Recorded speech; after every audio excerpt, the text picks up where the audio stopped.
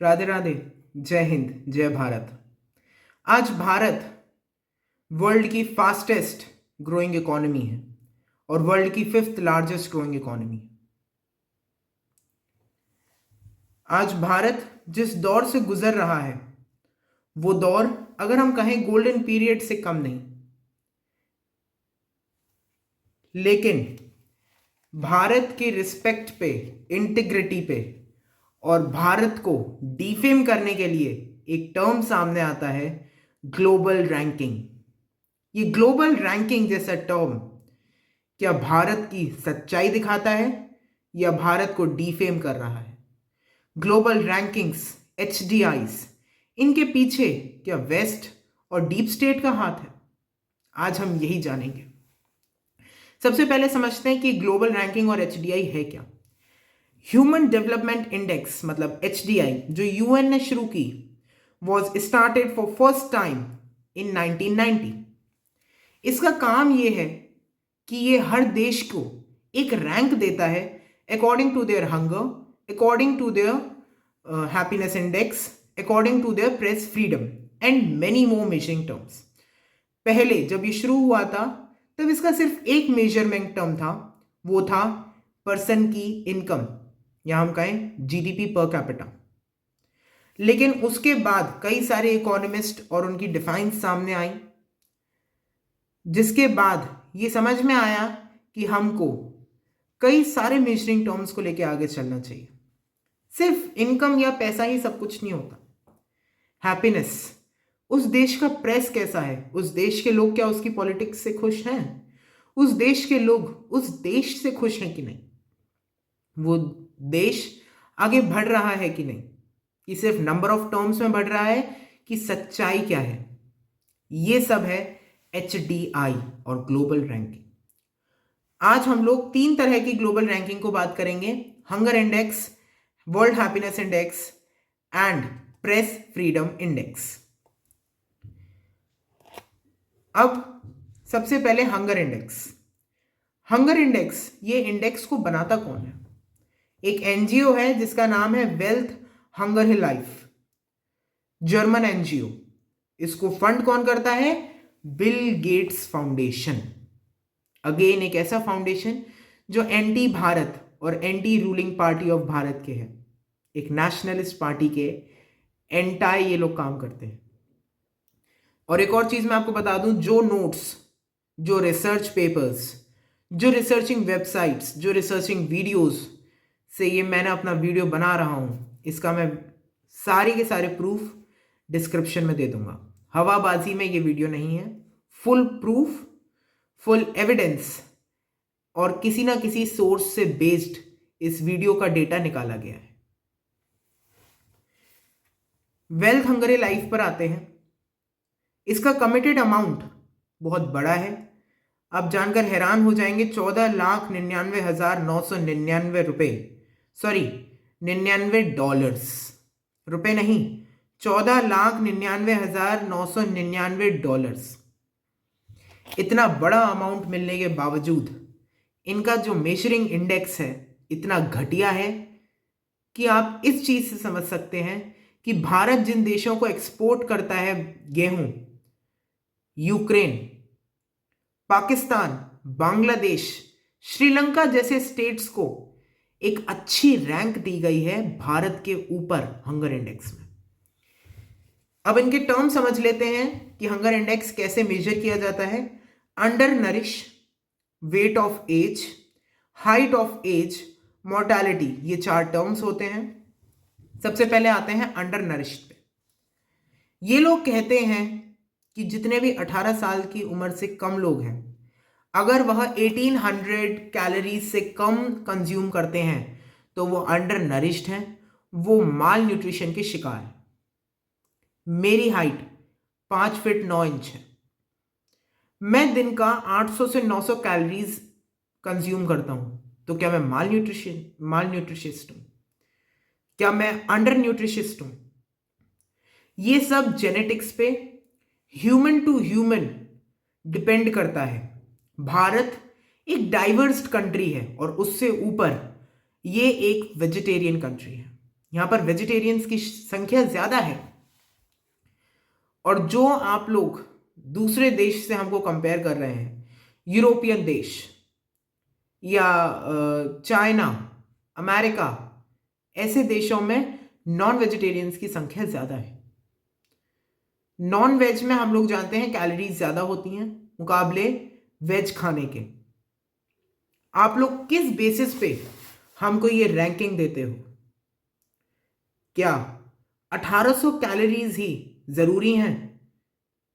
उन 1800 कैलोरीज में कितना प्रोटीन है, कितने मिनरल्स हैं? क्या आप लोगों ने इसका ज्ञानवर्धन किया? नहीं किया।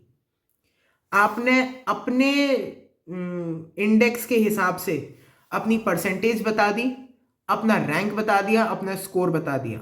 आप खुद ही एक देश को उठाते हो, खुद ही उस देश के चुनिंदा लोगों से बात करते हो, वो किस आइडियोलॉजी के हैं, वो किस धर्म को सपोर्ट करते हैं, वो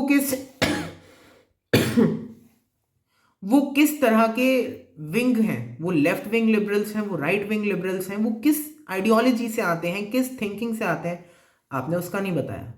खुद आप चूज करते हो, खुद इन्वेस्टिगेट करते हो, खुद रिजल्ट लेके दे देते हो। क्या ये है आपका काम? आप लोग प्राइवेट इंस्टीट्यूशंस के द्वारा फंडेड हो। हम आपकी कैसे क्रेडिबिलिटी को मान लें? आपने कह दिया 1800 कैलोरीज। 1800 कैलोरीज में कितने मिनरल्स, कितने गुड फैट्स? 1800 कैलोरीज तो आप जंक फूड खाकर भी ले सकते हो, ये तो आपने नहीं बताया। चलिए, उसके बाद हम आपको एक चीज और बता दें, भारत में 65% बच्चों की डेथ 1 मंथ के अंदर हो जाती है, पैदा होने के 1 मंथ के बाद ही। क्यों? कुछ मेडिकल इश्यूज की वजह से, ना कि अंडर न्यूट्रिशिस्ट। डायरिया, निमोनिया, और कई बार जन्म देने वाली मां का ओवरवेट होना, अंडरवेट होना, इससे भी। आपने अपने हिसाब से परसेंटेज दे दी कि अंडर न्यूट्रिशिस्ट का परसेंटेज ये, हेल्थ, हाइट, वेट, इनका परसेंटेज ये, मोर्टालिटी का परसेंटेज ये, और आपने हमको जीएचआई स्कोर दे दिया 29.1%। हमको रैंक दे दिया आपने 107। आपने हमको पाकिस्तान, बांग्लादेश, नेपाल, इन देशों से नीचे रखा। इन देशों को तो भारत ही वीट एक्सपोर्ट करता है, चावल एक्सपोर्ट करता है। आज बांग्लादेश में यूनुस की सरकार है, इंटरिम गवर्नमेंट है, जिसने भारत से राइस का एड मांगा है, राइस की मदद मांगी है। जो देश अपने लोगों को खिलाने के लिए उधार लेता है, उस देश का हंगर इंडेक्स हमसे ऊपर है, और फिर आप कहते हो कि आप हमारी क्रेडिबिलिटी को जज करते हो। Indian council of medical research, ICMR, ने 40% ऑफ वेल्दी इंडियन चिल्ड्रंस का मैट्रिक टेस्ट लिया। 40% वेल्दी चिल्ड्रन, जिनका पर कैपिटा इनकम यूएन की पर कैपिटा इनकम से सेट होने के ऊपर है, जो अपर मिडिल क्लास या रिच लोग हैं, उनके बच्चों का जब टेस्ट किया गया तो वो भी आपकी सेट की हुई लिमिट से अंडर नरिश्ड पाए गए। अब हम इसका पॉलिटिकल कनेक्शन जानते हैं। भारत की हंगर इंडेक्स की प्रेसिडेंट निवेदिता वार्ष्णेय, नाम याद कर लीजिए, निवेदिता वार्ष्णेय। इनका आप सोशल मीडिया ट्रैक करेंगे, ट्विटर, फेसबुक, इंस्टा, कुछ भी आप ट्रैक करेंगे, आपको ये पाएंगे कि ये एक स्पोक्स पर्सन की तरह काम करती हैं आम आदमी पार्टी, अगेन भारत की अपोजिशन। क्या भारत की अपोजिशन भी इसमें जुड़ी हुई है? क्या भारत की अपोजिशन भी ऐसे एनजीओ को सपोर्ट करती है जो हमारे देश को डिफेम करने के काम आते हैं? क्या हम ऐसे लोगों को सपोर्ट करते हैं? ये मैं आप पर छोड़ता हूं दोस्तों, आप इसका जजमेंट कीजिए, और आगे आने वाले इलेक्शंस में आप ही जज करेंगे। नीचे कमेंट में बताइएगा क्या मैं जो कह रहा हूं वो सही है या गलत। निवेदिता वार्ष्णेय और उनके संग एक और रीना गुप्ता, अगेन रीना गुप्ता, जिनका सिर्फ एक ही फॉलोइंग है और वो है हमारे अरविंद केजरीवाल जी। अगेन आम आदमी पार्टी, सॉरी आम आमदनी पार्टी। ये भी निवेदिता वार्ष्णेय इनको हमेशा अपनी पोस्ट को शेयर करती हुई और अपने से लगभग एक जैसी पोस्ट डालती हैं, एक दूसरे को टैग करती हैं, एक दूसरे की कई अच्छी सहेलियां हैं। इनका रीना गुप्ता के साथ कनेक्शन होना, निवेदिता वार्ष्णेय का president of hunger index of India का प्रेसिडेंट होना, क्या आपको नहीं लगता कि ये कनेक्शन कुछ गड़बड़ है? ये एक पॉलिटिकल कनेक्शन है और हमने ये भी देखा है कि आम आमदनी पार्टी का कनेक्शन कई बार खालिस्तानियों के साथ भी रहा है। चलिए ये मैं आप पर छोड़ता हूं, आप जज करेंगे। अब आते हैं world happiness report, world happiness index पर। इसको बनाती है SDSN, social development solution network. इसको UN ने 2012 में लॉन्च किया था। इसको कौन फंड करता है? Again Bill Gates foundation and Rockefeller foundation. SDSN अपनी रिपोर्ट, अपनी रिसर्च, अपनी इंफॉर्मेशन एक ऐसी संस्था से लेती है जिसका नाम है गॉलअप, GALLUP, गॉलअप। इसके आप गूगल पे सर्च करेंगे, विकिपीडिया पे सर्च करेंगे तो आपको पता चलेगा कि जो गॉलअप है वो अपनी रिपोर्ट सिर्फ और सिर्फ 1000 लोगों को मार्जिन में लेके बनाता है। किसी भी देश के 1000 लोग उठाता है, उनसे पूछताछ करता है और उनसे अपनी रिपोर्ट बनाता है। आपने भारत से 1000 लोग उठाए, 140 करोड़ की आबादी से सिर्फ 1000 लोग, वो किस आइडियोलॉजी से थे, वो किस विंग के थे, किस धर्म के थे, आपने ये तो नहीं बताया। और 140 करोड़ में से सिर्फ 1000 लोग आपने उठाए, मतलब लेस देन 1%। आप कम से कम 1% भी उठाते तो भी हम समझते, आपकी क्रेडिबिलिटी मानते, आपका प्रूफ मानते, आपकी रिसर्च के बारे में मानते, लेकिन आपने तो लेस देन 1% उठाए। उसके बावजूद आप क्या कहते हैं? इनके टर्म्स सुनिए, हैरान रह जाएंगे आप। GDP पर कैपिटा इनकम, अभी उसी पे तो बात हो रही थी। Social support, healthy life expectancy, freedom, life changes and culture, generosity, perception of corruption. ये 6 इनके मार्जिनल टर्म्स हैं। सबसे पहले आते हैं GDP पर कैपिटा इनकम पे। आप अपने आप को इकोनॉमिस्ट कहते हो, बहुत बड़े इकोनॉमी के राजा कहते हो, आप इकोनॉमिक्स के 4 बेसिक डेफिनेशंस तक नहीं जानते। मैं बताता हूं कैसे नहीं जानते। Definition 2, welfare definition, Alfred Marshall. Definition 3, scarcity definition, Lionel Robin. Definition 4, growth oriented definition, Paul A Samuelson. ये 3 डेफिनेशंस हैं 4 में से। इन तीनों लोगों का अगर आप कंक्लूजन निकालोगे तो ये लोग क्या कहते हैं कि मटीरियल लाइफ पर आपको फोकस ही नहीं करना है। मटीरियल लाइफ और सिर्फ पैसा आपको खुशी नहीं दे सकते। आप कितनी भी ऑक्सफोर्ड की रिपोर्ट्स निकाल लेंगे साइकोलॉजी ऑफ मनी पे, आपको पता चलेगा कि आप थोड़ा थोड़ा पैसा कमाते हो ग्राफ में, तब आप खुश हो जाते हो, लेकिन जैसे ही आप एक स्टेबल मनी पर आते हो, आप सैड होना शुरू कर देते हो। वो पैसा ही आपकी जान का दुश्मन बन जाता है, वो पैसा ही आपके डिप्रेशन का शिकार बन जाता है। आपने मटेरियल लाइफ को इतना ज्यादा सपोर्ट किया कि आप इकोनॉमिक्स की डिफाइन को नेग्लेक्ट कर गए, उन डिफाइंस को जिनको पूरी दुनिया ने सराहाया। अगर आप ये डेफिनेशंस नहीं जानते, इन डेफिनेशंस का कंक्लूजन नहीं जानते, तो आप कैसे इकोनॉमिस्ट हो? एक 11th क्लास का ICSE का बच्चा जानता है, लेकिन आप नहीं जानते। दूसरा, सोशल सपोर्ट। ये लोग कहते हैं कि अगर आपके पास सोशल सपोर्ट नहीं है, इसका मतलब आप खुश नहीं। आप मेरे को एक चीज बताओ, जो एक कॉमन पर्सन, कॉमन बच्चा या common adult, common senior citizen जब दुखी होता है तो उसको सबसे ज़्यादा क्या ज़रूरत आता है? अपना परिवार। उसका परिवार ही उसका बैकबोन बनता है जब वो दुखी होता है। और आपने कह दिया अगर आपके पास सोशल सपोर्ट नहीं है तो आप खुश नहीं हो।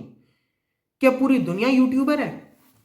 पूरी दुनिया इंस्टाग्राम चलाती है? पूरी दुनिया फेसबुक स्क्रॉल करती है या फेसबुक पर एक अच्छा खासा उनका फॉलोअर वो स्पेस है, और जिनका है वो भी अपनी पर्सनल लाइफ को नहीं जताते? तो कैसे आपने ये टर्म ले लिया वर्ल्ड हैप्पीनेस इंडेक्स में? तीसरा, हेल्दी लाइफ एक्सपेक्टेंसी। फिर से वही चीज आ गई, हेल्दी लाइफ एक्सपेक्टेंसी। आपने कह दिया कि अगर आप एक हेल्दी लाइफ को सपोर्ट नहीं करते हो, अगर आप एक हेल्दी लाइफ नहीं जीते हो तो आप हैप्पी नहीं हो। हेल्दी लाइफ से आपका क्या मतलब है? क्या मेडिसिन खाने वाला भी एक हेल्दी लाइफ पर्सन है? हेल्दी लाइफ में हर चीज सपोर्ट होती है, आपकी फैमिली, आपकी इनकम, हर एक चीज। और सबसे बड़ा, हेल्दी लाइफ का मतलब है एक खुशहाल परिवार, एक खुशहाल पर्सन। और आपने इसको इनकम के साथ जोड़ दिया, आपने इसको सोशल सपोर्ट के साथ जोड़ दिया, तो कहां तक आप सही हो? Freedom of life, changes and culture. आप मेरे को एक चीज बताओ, आप सोचो कि आप 13-14 साल के बच्चे हो, आपने अपने माँ बाप से खिलौने मांगे, चॉकलेट मांगी या कुछ भी मांगा, तो उन्होंने मना कर दिया। आप क्या करोगे? आप उनको मनाओगे, कभी कभार आप दुखी भी हो जाओगे। इसका मतलब ये नहीं है कि आप हैप्पी नहीं हो। वो भी आपके भले के लिए सोच रहे हैं, आप भी उनके भले के लिए सोच रहे हो। तो इसका क्या ये मतलब है उन्होंने आपको मना कर दिया तो आप खुश नहीं हो? भारत एक डाइवर्स कंट्री है, क्या आप ये नहीं जानते? आपने भारत को कह दिया कि कोई माँ बाप अपने बच्चे को चॉकलेट नहीं दिला रहे तो वो खुश नहीं है, वो वर्ल्ड हैप्पीनेस इंडेक्स में आते नहीं। चेंजेस और कल्चर, कल्चर तो स्टेबल रहता है, चेंजेस तो चेंज होते रहते हैं, उनका नाम ही चेंज है। और भारत जो इतने सारे कल्चर को एक साथ लेके चलता है, यहां पर किसी की हाँ और किसी की ना चलती रहती है। एक परिवार में जब 4 बर्तन होते हैं तो खटकते हैं। इसका मतलब ये नहीं कि आप सैड हो। और आते हैं आगे, जेनरोसिटी। जेनरोसिटी और परसेप्शन ऑफ करप्शन। आपने ये किस बेसिस पर कह दिया कि सिर्फ भारत में ही करप्शन है? पाकिस्तान जैसा देश जहां पर एक भी प्रधानमंत्री उसका 5 साल का टेन्योर भी कंप्लीट नहीं कर पाया आज तक, वो ज्यादा हैप्पी है, हम नहीं। हमारा पॉलिटिकल करप्शन है, पॉलिटिकल हमारा पूरा पॉलिटिकल ब्रांड करप्ट है, और देशों का नहीं है। क्या यूएस करप्ट नहीं है? क्या चाइना में करप्शन नहीं है? या साउथ कोरिया में नहीं है, या नॉर्थ कोरिया में नहीं है, या रशिया में नहीं है, बांग्लादेश में नहीं है, नेपाल में नहीं है, मालदीव में नहीं है, श्रीलंका में नहीं है? कहां नहीं है करप्शन? दुनिया के हर कोने में करप्शन है। कैपिटलिज्म में करप्शन है, कम्युनलिज्म में करप्शन है, नेशनलिज्म तक में थोड़ा बहुत करप्शन देखा जाता है। तो आपने ये कैसे कह दिया कि भारत में और देश जैसे पाकिस्तान जैसे देशों से ज्यादा करप्शन है? पाकिस्तान के लोग ज्यादा खुश हैं।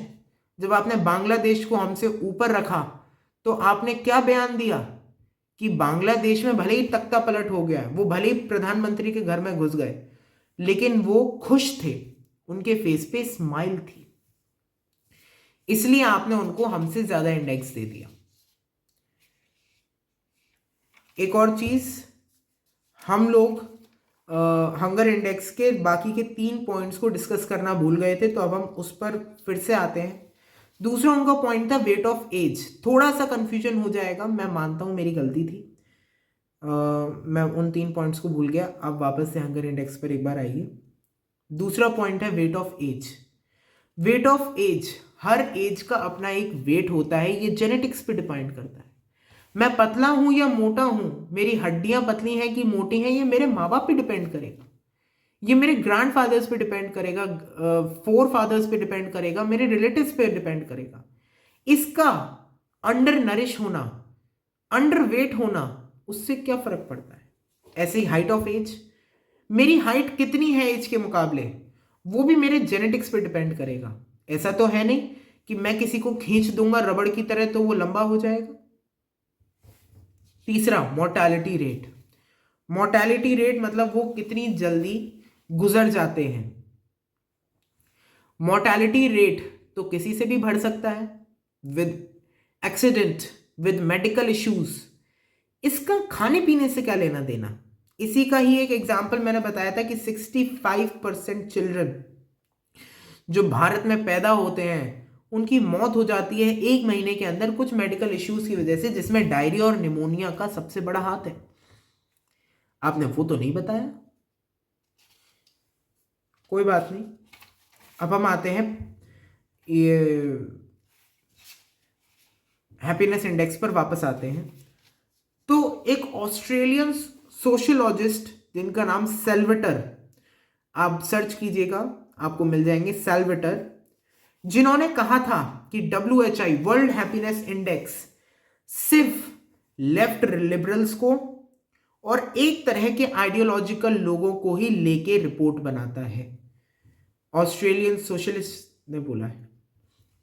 अब आप बताइए कि हम आपकी क्रेडिबिलिटी को कैसे ना उस पर डाउट करें। इनके कनेक्शंस की बात करें, गॉलअप, ऑक्सफोर्ड, SDSN और वेल बीइंग रिसर्च सेंटर। एक चीज मैं आपको बताता हूं, वर्ल्ड हैप्पीनेस इंडेक्स में इन लोगों ने सबसे ऊपर रखा है फिनलैंड को, एक ऐसा देश जहां पर सबसे ज्यादा डाइवोर्स रेट्स हैं, सबसे ज्यादा लोग डिप्रेस्ड हैं। ऐसे देश को नंबर 1 पे रखा गया। और वहीं पे भारत, जहां पर डाइवोर्स रेट लेस देन 1%, उसको आपने इतनी कम रैंक दे दी। वाह भाई वाह।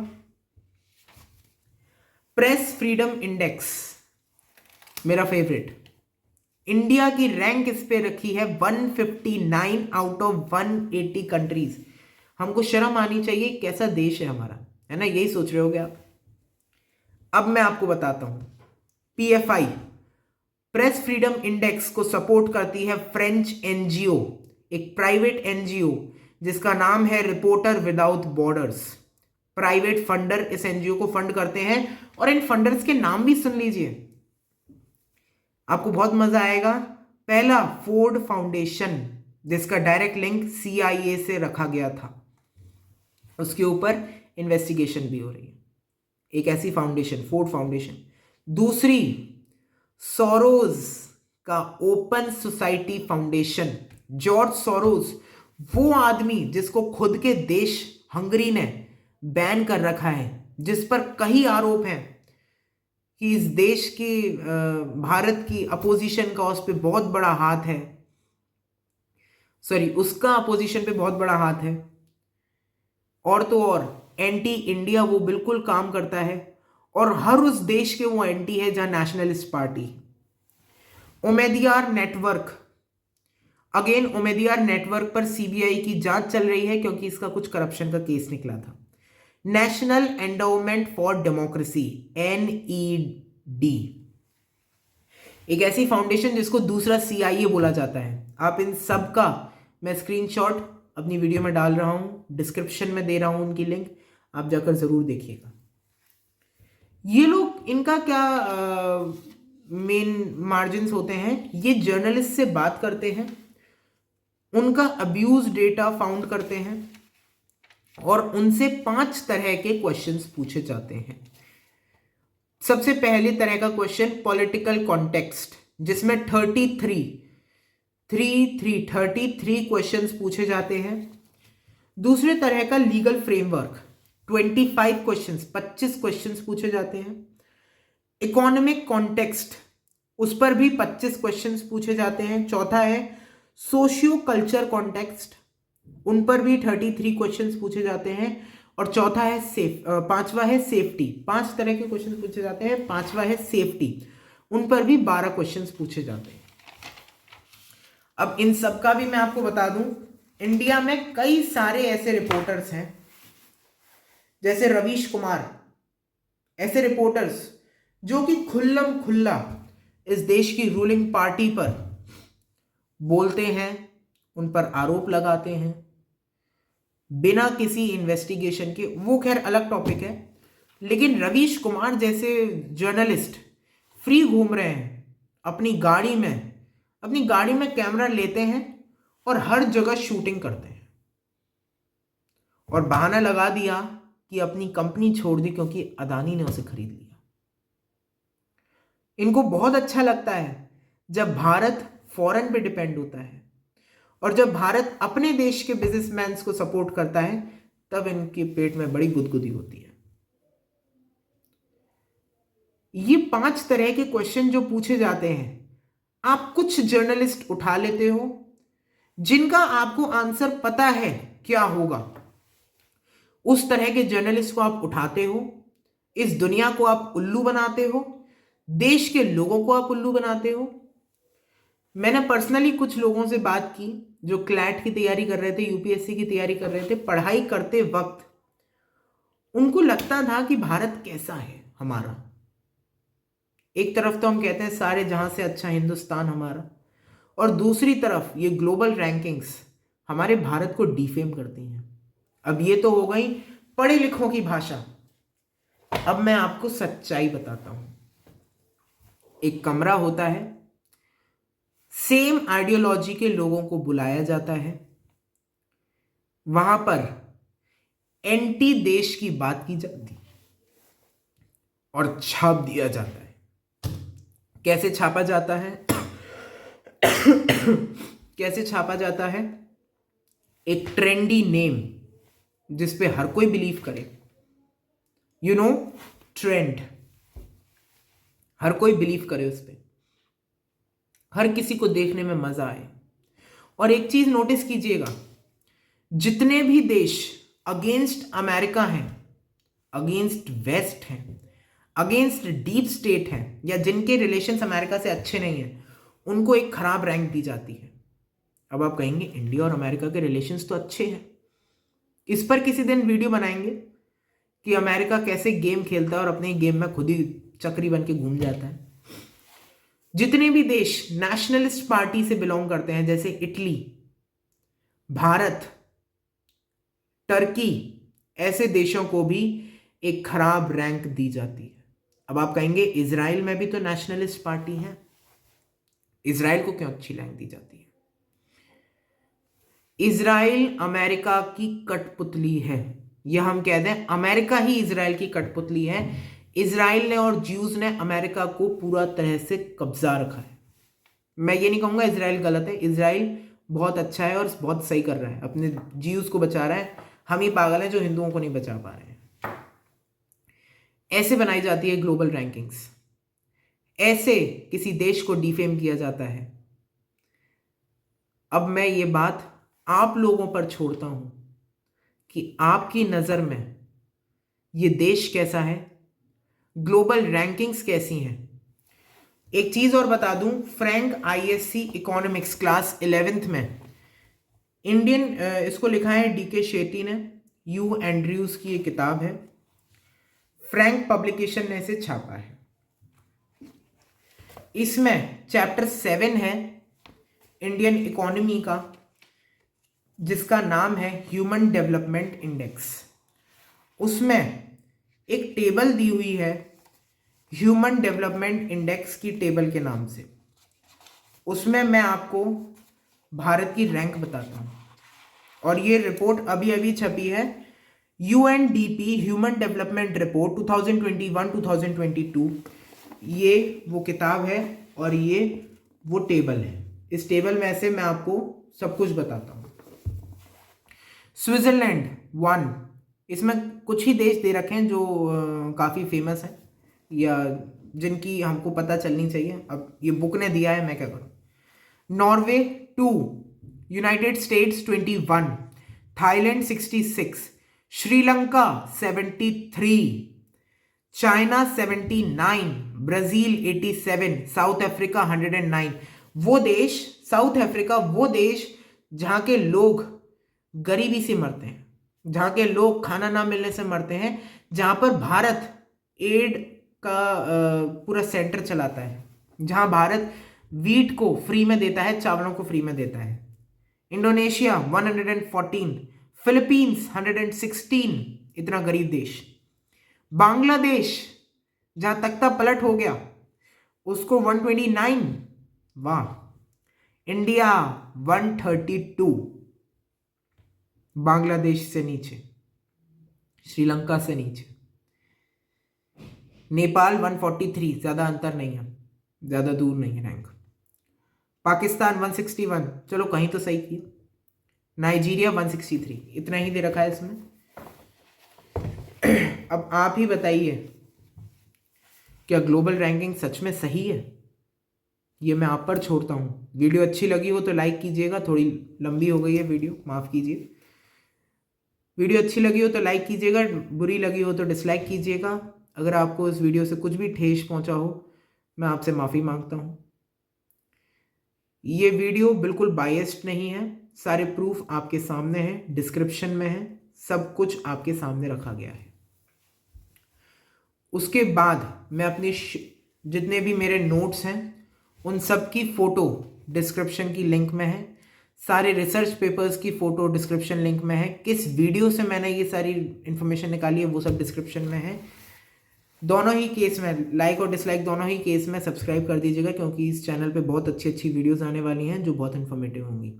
शेयर ज़रूर कीजिएगा, क्योंकि ये इन्फॉर्मेशन सब तक पहुंचनी चाहिए और सबको पता लगना चाहिए कि भारत के लोग उनमें से नहीं रह गए। अब पहले होता था कि आपने कुछ भी कह दिया भारत के लिए, हम डिबेट कर रहे हैं, एनर्जी वेस्ट कर रहे हैं। अब भारत उठ खड़ा हुआ है।